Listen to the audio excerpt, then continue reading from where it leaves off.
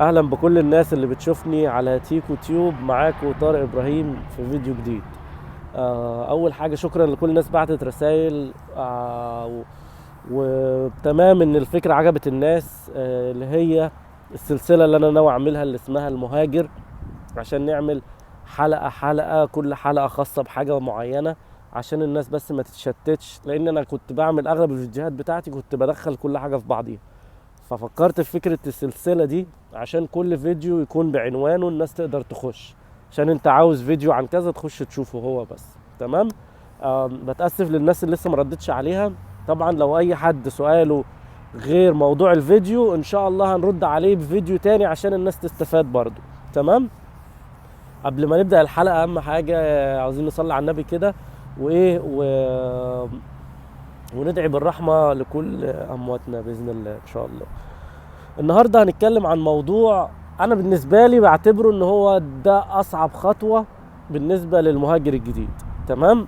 بس أنا جات لي فكرة كويسة وعملتها مع واحد من المهاجرين الجداد اللي هم أصدقاء على الصفحة عندي، نصحته النصيحة ونفذها والحمد لله هو حس إنها كويسة. تمام. النصيحة كالآتي. هو الاول عنوان الحلقه عن السكن وازاي هتجيب سكن اول ما تيجي وتسكن ازاي والكلام ده كله.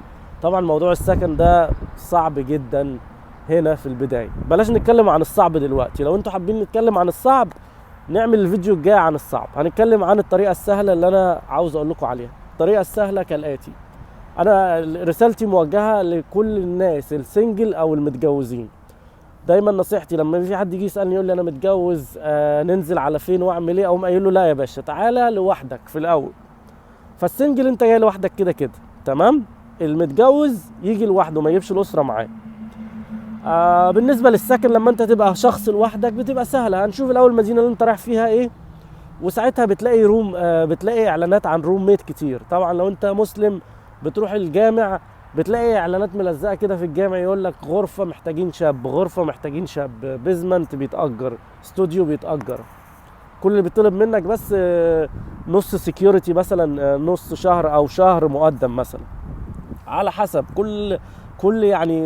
كل شخص بيختلف الحاله بتاعته. يعني ممكن واحد بيبقى عاوز شهر، اللي هو القانون بيبقى عايزين شهر ونص مقدم، ده لو انت بتاخد شقه. بالنسبه لدول معرفش بقى السكيورتي بتاعهم بيبقى ايه، بس طبعا الناس بتبقى مزنوقه بقى، واحد عاوز روم ميت معاه عشان يوفر فلوس والكلام ده كله، فبتبقى فيها ايه، فيها اكسبشنز، يعني فيها تنازلات يعني شويه. تمام. فحضرتك هتيجي مسلم انت بتروح الجامع بتلاقي اعلانات هناك، هتاخد من الاعلان ده. لو جيت في الاول مفيش مشكله طبعا، انت كده كده يعني لازم تبقى عامل حسابك في الاول ومعاك فلوس بزياده، عشان ممكن تنزل لك مثلا في هوتيل في الاول. بلاش هوتيل مثلا عشان مش عاوز تصرف كتير. في عندنا حاجه اسمها موتيل هنا. موتيل ده تصغير اللي هو الهوتيل، يعني حاجه مصغره بيبقى زي دور واحد كله. يعني الهوتيلز مثلا ادوار تخش اسانسير والكلام ده كله يعني دور واحد، وبتلاقيه من اول $50 وانت طالع في الليله. فانت ممكن ساعتها بقى ايه، تأجر لك 3 ليالي اسبوع لغايه ما تلاقي مكان. ساعتها بتروح على الجامع زي ما قلنا.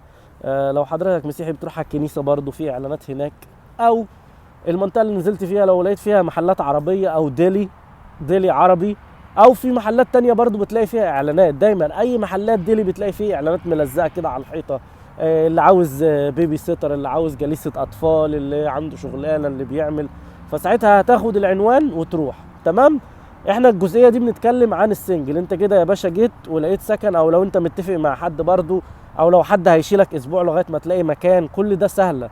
انما لما حضرتك تبقى جاي انت واسره مثلا مكونه من 3 أو 4 اشخاص، انت ومراتك وعيالك، هتبقى محتاج معاك فلوس بزياده في الاول وكل الكلام ده، فيفضل تيجي لوحدك.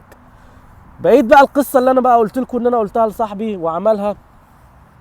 طبعا بيبقوا مدينكم فرصه وقت معين انك لازم تكون تدخل البلد بعد ما تاخد الفيزا. مش فاكر، انا كان على ايامي كانت 6 شهور.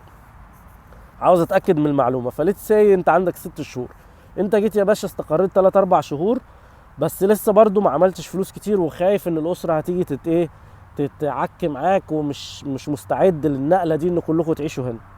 فهتعمل ايه بقى؟ هي دي الفكره. انت هتجيبهم، طبعا انت ساكن مع شباب، طب هتعمل ايه؟ اكيد مش هتجيبهم يناموا مع الشباب. هتروح بقى تقوم مأجر برضو الموتيل اللي قلنا عليه ده، تأجر لك 5 ليالي اسبوعين على بال ما هم يدخلوا. برضو هم بيدخلوا المطار بيبصموا وياخدوا صورتهم عشان يوصل الجرين كارد، بتروح تقدمهم لهم على السوشيال سيكيورتي، تمام، وتسفرهم بقى، هم يرجعوا وانت تبقى تاخد الحاجات، الحاجات هتجيلك في البريد، وانت كده خلصت ايه المصلحه بتاع الجرين كارد، وتبقى تجيبهم بقى بعديها بعد سنه، بعد 6 شهور، كل واحد على حسب امكانياته، وكده تبقى اتحلت موضوع السكن في نظري. يعني ممكن لو حد عنده فكره تانية برضو يا ريت يقول لنا عليها ويفيدنا. اتمنى ان الفيديو يعجبكم. لو انت اول مره تشوف الفيديو، ممكن تشوف الفيديو اللي فات كان عن ازاي تستلم الجرين كارد والسوشيال سيكيورتي والكلام ده. وان شاء الله انتظروا السلسله بقى، في فيديوهات كمان احنا مجهزين يعني ترتيبات ومرتب الحلقات، حلقه حلقه، كل حلقه بنشرح فيها كل حاجه. لو عجبكم الفيديو يا ريت ما تبخلوش بقى يعني بلايك بقى يا جدعان، وسبسكرايب بقى، والجرس بقى هنا، مش فاكر هو هنا او هنا، بس اتك عليه عشان ايه تعرف ان في فيديو جديد.